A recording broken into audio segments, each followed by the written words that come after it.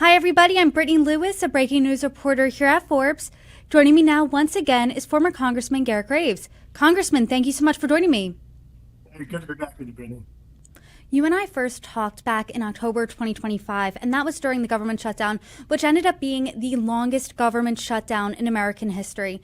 And at the start of 2026, it does seem like another one is looming, and we will get into that. But first, I do want to set our sights abroad, because just days into the new year, the entire world woke up to news that U.S. forces launched an operation in Venezuela that resulted in the capture of the country's sitting leader, Nicolás Maduro.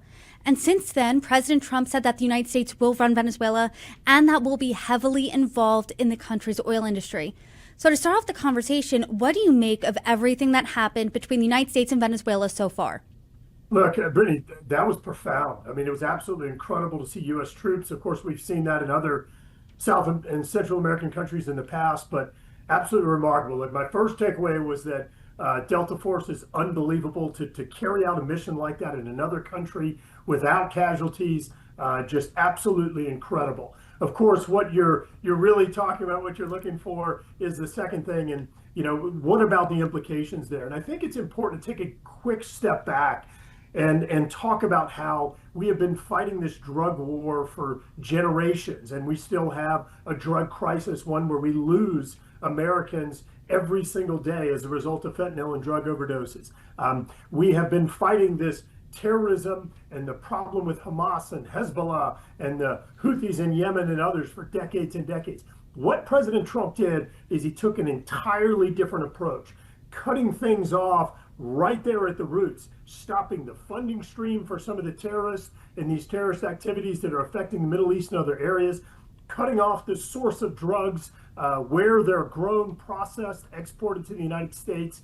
And ultimately, this type of move, while it was certainly bold, I think it is consistent with what we've seen out of the Trump administration over the past year. Well, some people are saying, critics are saying this really wasn't about drugs. This was about getting involved in the oil industry. And they're saying it's not about drugs because nowhere in the indictment was fentanyl mentioned. Instead, cocaine was mentioned. I'm not saying cocaine's great. I'm not poo-pooing that at all, but that's not fentanyl. Another thing is, if President Trump was so concerned, he would go after the cartels in Mexico. Also, he wouldn't have pardoned the former president of Honduras who was convicted of drug crimes. What do you say to those criticisms?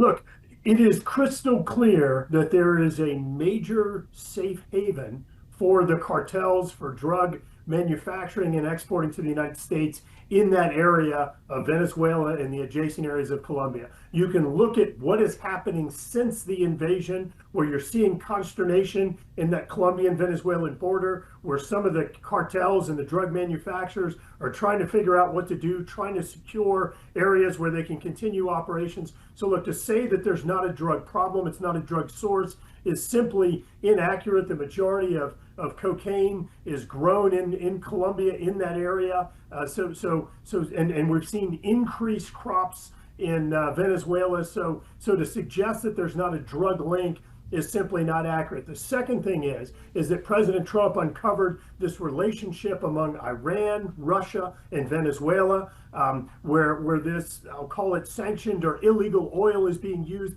and those funds are being used to fund some of these illicit operations, like it's helping to fund Russia's invasion of Ukraine. It's helping to fund Iran and some of their groups that are acting as their proxies. So if we can cut off the funding stream, then ultimately it's a tool in helping to resolve the Ukraine invasion, and it's a tool to help to create or to maintain stability in the Middle East. These are important objectives.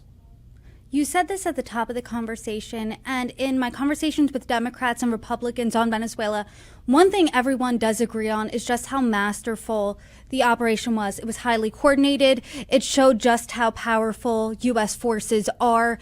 Not one American life was lost. I mean, that is just incredible. But then that was great. That was highly planned, is what Democrats and Republicans have said. But then the plan for what's next, that's a little looser on details, right? I'm curious what you make of President Trump saying to the New York Times that the United States could oversee Venezuela for years, but there's not really a strong sense of what that timeline looks like. What do you want it to look like?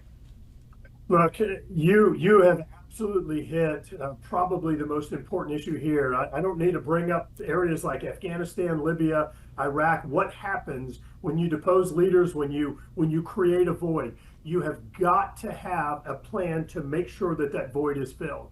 I don't want to pretend to understand all the background that went into this operation, but certainly President Trump's meeting today with the opposition leader is going to be key. Certainly, continuing to have discussions with the vice president of Venezuela or the acting president there, and ensuring that this country goes on the right trajectory is going to be important. Otherwise, everything we did, everything that Delta Force did and our military service members did is for naught. And so this is absolutely critical. I'll say it again, Brittany, you have hit the most important aspect of this is what happens then. And so I know the administration, I know Secretary Rubio is working very closely with allies in Venezuela and trying to get some type of government structure in place that's going to lead that country in a direction that actually helps the Venezuelans, not the cartels, not Hamas, not Hezbollah, and other terrorist type organizations. And Secretary of State Marco Rubio, he laid out this threefold process in Venezuela. Step one, stabilization. Step two is recovery. Step three is transition. And when I talked to Congressman Tim Burchett last week about this, he said that the goal obviously is transition to democracy. But there was a questions on whether or not President Trump wanted regime change in Venezuela. That doesn't really seem to be the case because Maduro's vice president is now the interim president. She's working with the United States. Delcy Rodriguez there. She was Maduro's number two. Do you think that they can transition to democracy with Maduro's regime still in place, his right-hand person, now the interim leader? So in normal situation, I would say no, that you can't have the same regime effectively in place and expect a different outcome. The reason why I have some optimism and I have full faith in Secretary Rubio is because what Delta Force did, what the United States military and our intelligence community just did, I assure you, scared the heck out of Venezuela. If we were able to come in and do that, we could do it again, again, and again. And so I think that is going to force a marked shift in the vice president's sentiment or her mentality in terms of her relationship with the United States, in terms of severing these relationships with cartels, with drug dealers, and with terrorist organizations and countries that facilitate them, like Iran and some of the funding that's going to Russia and its invasion of Ukraine. So without the removal of Maduro, I think that the answer to that would be a resounding no. No change. You're going to see the same course. But because of what we did, I think that anyone in Venezuela who has a pulse recognizes the United States could do that over and over again. And we're giving them an opportunity to get things on the right path. And in the direct aftermath of the capture of Maduro, President Trump said that the justification there was the Monroe Doctrine. He said at this point we've superseded the Monroe Doctrine. He renamed it the Donroe Doctrine. And since then, there's been talks about negotiating with Cuba. He said Cuba's ready to fall. He's been seriously talking about his push to acquire Greenland, the people of Greenland. Denmark doesn't want that. It seems like the American public doesn't want that based on polling, but President Trump's continuing that push. What do you make of this approach to foreign policy, this Donroe Doctrine? Well, look, I'll say it again. President Trump has done nothing in a conventional way, and anyone who expected anything different is certainly going to continue to be mistaken. I think that President Trump is exactly right, that as we work on things in the Middle East or in Asia and other continents, it would be a huge mistake to not pay attention to what's happening right here in our own hemisphere. It is accurate that over the last few decades, you have seen incursions from countries like China, Russia, and others that don't share the same objectives as the United States into our hemisphere. And that's why I think President Trump is focused on ejecting those countries, getting China out, getting Russia, Iran out of our hemisphere, helping to stabilize and secure, helping to increase ties, relationships, economic dependence on one another, on countries in the Western Hemisphere, recognizing that we can help to stabilize our energy, our critical minerals, and other issues by focusing on working together with allies in our own hemisphere. And of course, what's going on in Greenland, I think President Trump's focus is that he is well aware, as the intelligence community, as the military is, of what Russia, what China are doing in the Arctic, and we must have a stronger presence there. Greenland is strategically important to ensure U.S. presence and defense of that region. I was having a conversation yesterday, and the person said to me, I can't believe it, but it almost seems like because of how fast the news is moving the past couple of weeks, it seems like Venezuela is already old news. Because when you think of the biggest headlines so far in 2026, it's Trump and Venezuela, Trump and Iran, Trump and Greenland, other things that are on the international stage, like Trump and Cuba. I know that President Trump has recently talked about the economy. He unveiled a healthcare plan this morning, which we will get into. But what do you make of this focus on foreign policy right now, especially as we're in a midterms year? Do you think that's going to help or hurt Republicans?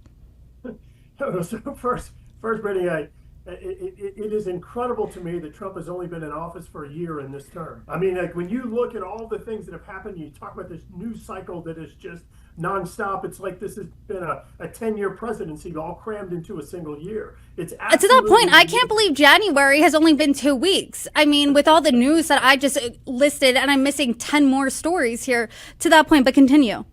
Yeah, no, it's absolutely amazing what's going on and how quickly things are evolving. But look, I think big picture, what's happened is that President Trump probably looked at the first administration and had 4 years to think about, maybe regrets things that he wanted to prioritize for this one, and certainly had a long laundry list of items that he wanted to prioritize. And the president has no shortage of ideas, of priorities. I think you're going to continue to see him move at this pace through the next few years. And I think it's remarkable to see this rate of change that we've seen over the last year. And I think it's going to continue throughout this administration. And I think that Congress and others are going to have, and reporters like you are really going to have to be working at an incredible tempo to keep up with everything that's going on right now.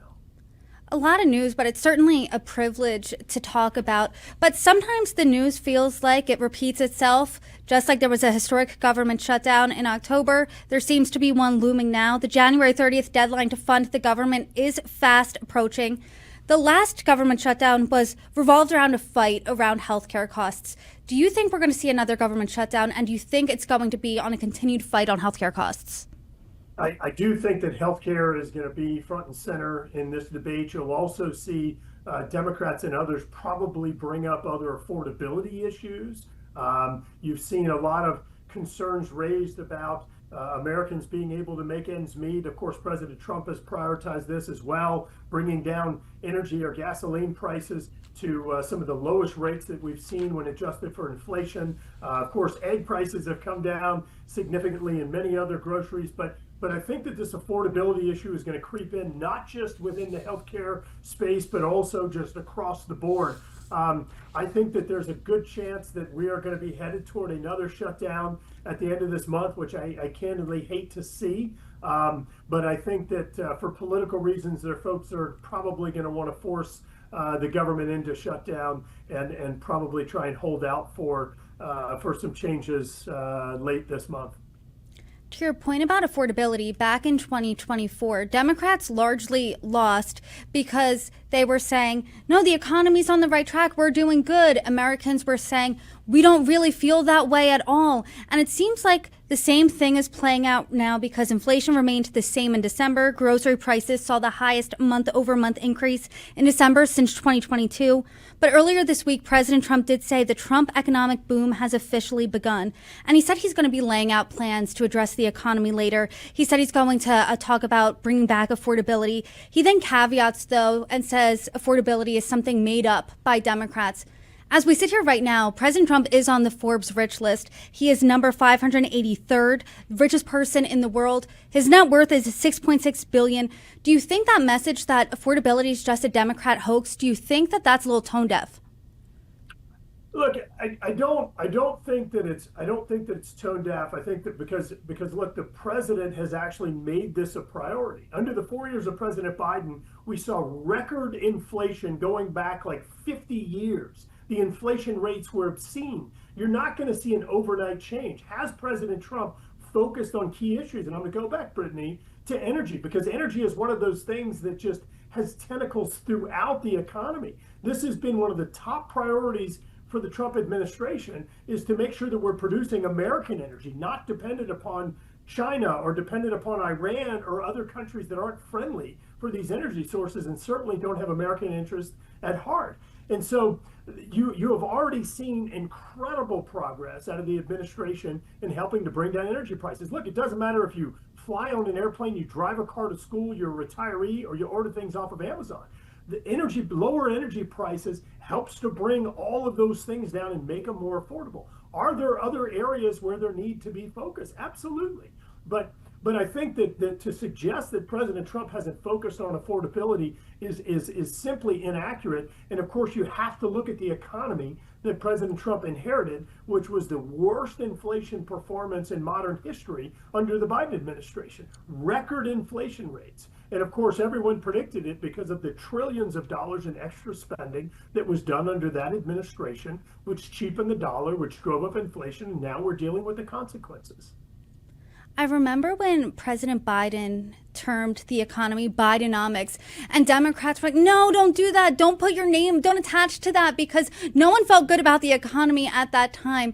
And President Trump said the Trump economic boom has officially begun. I think if you polled 100 Americans on the street, I don't think anyone would feel or say, you know, hey, I feel this real economic boom. My wallet feels great, but I feel that prices are down. So do you think that that's going to hurt Republicans in the midterms? Well, look, this is certainly going to be top of mind for the midterms. The last numbers that I saw showed that payroll or earnings of Americans had increased beyond the rate of inflation. That means a net win for the average American. So that means that Trump policies are working, moving in the right direction. What happens in the midterms is that I think you're going to see a focus on healthcare by the Democrats. You're going to see a focus on affordability, probably by both parties. But something that I think Democrats have to be very careful about going into the midterm elections is effectively their ownership of President Biden. You had Democrats that were intimately involved in effectively what was a cover-up during the Biden administration in terms of, sort of his mental situation, how involved he truly was in government. And you had folks that were blindly following the President Biden's lead, following the policies he was putting forth, whenever it was later discovered that maybe he was having some significant problems, and they effectively were following someone who was having some incredible mental challenges at the time. And I think that's going to come back to haunt Democrats in the midterm elections, because those were the very policies that created some of the worst inflation in modern history. Those were the policies that made us increasingly dependent upon China for energy and other critical minerals that President Trump is trying to unwind today. And I think it's going to be really hard to pivot or deflect some of that criticism that created some of the challenging conditions that President Trump's trying to dig us out of right now. I do not want to pivot to healthcare because just this morning, President Trump unveiled what he dubbed the Great Healthcare Plan. He said it's going to lower drug prices and insurance premiums, as well as hold insurance companies accountable. And one of the hallmarks here of lowering insurance premiums is instead of sending taxpayer-funded subsidy payments to insurance companies, it's going directly to Americans. It's going into something like an HSA so that they can have the money and they can buy their own health insurance. The plan, though, doesn't include an extension of the enhanced ACA tax credits. So what do you make of the plan that was laid out? Look, President Trump, in this case, they are right on the approach. And Brittany, you and I had the chance to talk about this in the past, but the United States per capita or individual healthcare costs is the highest in the world by far. It's not even close. We spend in excess of $15,000 per person. The next closest country in the world is $9,000. And of course, the average is probably somewhere around $4,000, maybe $5,000 in comparable or developed countries. And so it is obscene what we're paying in the United States. And to suggest that the policy solution is just to come in and subsidize these excessive costs is completely flawed. We have got to provide transparency in healthcare costs. I think what the president's trying to do by giving these dollars directly to individuals is it's allowing the market forces to prevail as they will, allowing people to be consumers and not go pay these excessive costs in cases when they're being imposed on consumers. But an important part of this is transparency. You should not go to the doctor, the pharmacist, or anywhere else and go in and not know what it is you're going to be paying. When you go to the grocery store, you know the cost of products that you're going to buy, and it should not be any different whenever you go to a doctor, a hospital, or elsewhere. And this is, I think, a big step in the right direction, because I'll say it again, it is fatally flawed to suggest the solution is to continue to subsidize these excessive healthcare costs where the United States is so far out of bounds. There's a lot of disagreement in conversations with Republicans and Democrats when it comes to healthcare. One thing everyone does agree on, though, is that it's just a mess and it's too expensive. Those are the two things that everyone can agree on. But do you think, and it seems like based on my conversations and based on where things are at right now, that a non-starter for Democrats is not an inclusion of at least a temporary extension on the enhanced ACA tax credits? Do you think that that is something that Republicans can get behind? Do you think that that's something that will pass? Maybe a temporary extension of that paired with perhaps other things in this healthcare plan? I think that you will have some Republicans that would be willing to support a temporary extension, but I can't say it enough, Brittany, to suggest that you can simply subsidize your way out of this. I want to remind you that when the Affordable Care Act, or Obamacare, was enacted back in 2012, there was a single subsidy that was put in place for year after year. The subsidy that is being fought over right now is a second subsidy that was put in by Democrats intentionally on a temporary basis. So folks are saying the Republicans are taking away a subsidy. No, they're not. This is a subsidy that Democrats wrote all by themselves. It expired in December of last year because that is the way they wrote it. It was designed to be temporary. No one has taken away anything, and you will not solve this problem long term unless you fundamentally address the flaws in the healthcare markets and its lack of transparency and the excessive costs in the United States. We will be here year after year having this exact same fight and continuing to waste not millions or billions, but trillions of dollars in excessive healthcare costs without fundamental changes that I think President Trump is seeking with lower prescription drug prices and allowing consumerism to force markets to move in the right direction. As of right now, Republicans have the tiniest advantage in the House. I'm curious, what do you make of the midterms here? It's such a slim majority. Do you think that Republicans will hold on to the House?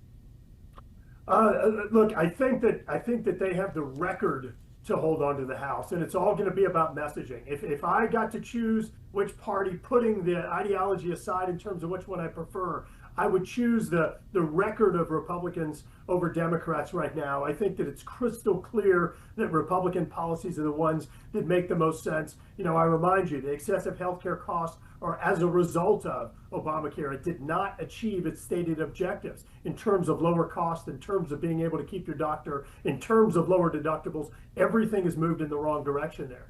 Energy prices were at record levels under the Biden administration, under policies that the Democrats were putting forth. We had record inflation. We saw some of the invasions that occurred in the Middle East, the invasions that occurred in Ukraine during the Biden administration. These things didn't happen during Republican presidencies, and I think that was intentional. And so, you know, I'll say it again, if I'm given a choice between which talking points or records of success I'd take, Republicans have an important job to do communicating to the public and helping to connect the dots between problems and solutions. But I think the Republicans have a great trajectory to be able to maintain or grow the majority, but it's going to take some really intense messaging with voters between now and then.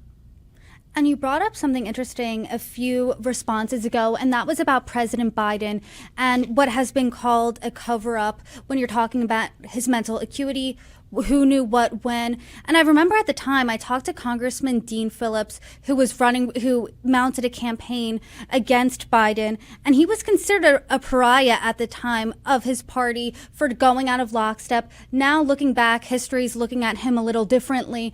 I'm curious because, as you and I have talked about in this news cycle right now, just how fast things move. Do you think voters will think about that and care about that in 2026? Well, Brittany, look, as you know, campaigns result in billions and billions of dollars in messaging across the country. I think that voters are going to be paying attention to what it is that they're being fed through social media influencers, through politicians and others, through newscasters that are sharing messages with the voters. And I do think that you're going to see Republicans remind voters about the complacency that Democrats had during the Biden administration, the blind faith that they were putting in that administration, and connecting it to the real pain that was being incurred by American families' budgets all across this country, with their inability to cover bills that they were paying, critical things like groceries, like utilities, like rent and mortgage payments. And so I do think that Republicans will help to remind voters about what happened during the previous administration. And of course, Democrats will be focusing on things like healthcare and things like affordability, trying to paint Republicans as being irresponsible in that space. But I think Republicans have great talking points back in the other direction. Congressman, I appreciate the conversation today. So many different topics, wide-ranging, but I appreciate you hitting every single one of them. Thank you so much for joining me. You're welcome back anytime. Thanks, Brittany. Good seeing you again. Take care.